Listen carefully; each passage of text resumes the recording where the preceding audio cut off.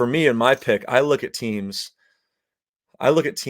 such as Arkansas and I say, okay, at some point they're going to get over the hump because they got KJ Jefferson. I think Sam Pittman, people love playing for him. If I think of an Arkansas, if I close my eyes and think of who's going to coach the Arkansas Razorbacks, I think that the person in my mind, the perfect person is Sam Pittman, to be honest with you. And, the boosters love him. The fan base loves him. The players love playing for him. And they've kind of been right there. They've been way better than they were with Coach Morris in the past and whatever it may be. But they gotta just take that next step. And I remember a couple years ago they were close to do that, and I believe they were undefeated, and they rolled into Athens, and Georgia killed them. And I'm talking blocked punts for touchdowns. I mean, it wasn't even close. And so that was kind of like a wake up call that they're not there yet. But if I were to pick one team to be my sleeper in the SEC, it would be Texas A&M and the Aggies. I think they are just as talented as the top cream of the crop in the SEC in terms of talent roster. LSU, Alabama, they got the guys. And so we all know it's just if Jimbo can put it together or not. And so now he brings a little bit of I would say a wild card in Bobby Petrino to College Station. And I know we spoke a few shows ago. I'm really interested to see what that offensive dynamic looks like between those two guys. And so, I think that they're a team that a complete coaching staff overhaul. Jimbo is still the head guy, but the talent is there. It really is. And so I'm interested to see what happens because it can either fall apart real quick or, man, they can surge and really gain some momentum. If they win a big one in the West between LSU and Alabama, they could really get going. Okay, longtime friend of the show, Donovan, checks in with people are sleeping on Auburn, and I can certainly make the case for that. Now, again, I have some questions about the talent. And look, I say that because sometimes bad coaching and dysfunction can make the talent look worse than it is. We've seen that before. Sure. You see teams that you just don't think are very good. They bring in the right coach. All of a sudden, everybody looks better than we thought. And look, if anybody has got a case for saying I can turn around a team in a hurry, it's Hugh Freeze after what he did at Ole Miss and after the success that he had against Liberty, at Liberty. Yeah, I agree with you. For our viewer Donovan here, I can see it and I understand it, but I need to see it first. And we're gonna find out real quick because they go on the road and play a long road trip, and they play at Cal, who is, a Pac-12 team. And so we'll see what happens. A long road trip. They're playing at Cal, kind of like the first Power 5 test, if you will, of the Hugh Freeze era. And so I'm really interested to see where they come out of that game because I think, whether they win or lose, we're going to get a little bit more of a direction of where they're going to go when conference play starts. So, I think Auburn's got it. Peyton Thorne was, I would say solid player at Michigan State. They've added some other pieces as well. But you're totally right, Chris. Like if anyone can do it, it's Hugh Freeze. And not only has he proved it at two programs, but one of them was in this conference. And so I'm interested to see where Auburn will be towards the end of the year and as the year kind of flows on. But I think we'll find out with Auburn real quick, to be honest with you. And it starts with that road game where they're traveling, however many miles out to Berkeley, California. Jalen Hurts Cannon says A&M is the hardest team to predict for sure. They could go 6-6, but also go 10-2. I don't know who the hardest team to predict is. I mean, all of them. Yeah. The SEC is so hyper competitive and balanced this year, I think. But here's the thing: A&M was never really quite as bad as people thought a year ago. You looked at the computers; they were still a top 40 team despite a losing record. Yeah. I mean, I think.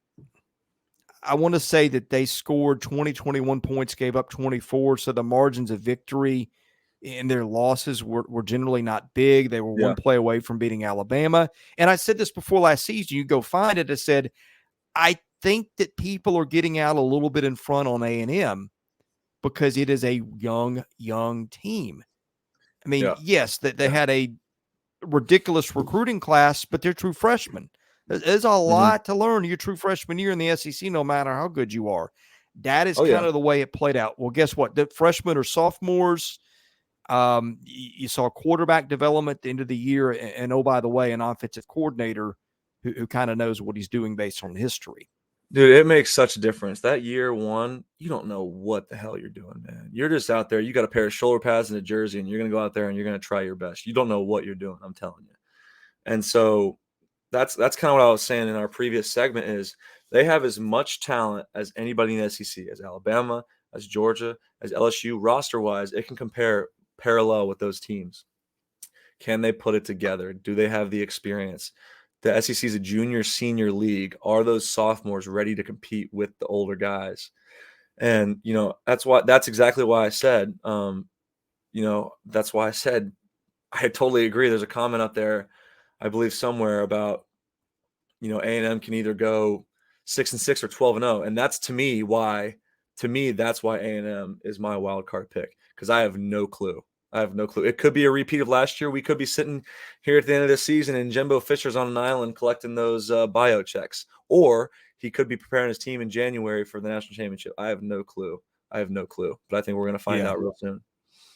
I'm right there with you. Okay, Chris Cobb saying Aggies are 5-0 going into the Alabama game. Okay, let's look at the schedule. Look at the schedule. New Mexico going to win that one. Yep. At Miami, think they'll win that one. Won it last year, close game. I don't know what to make of Miami.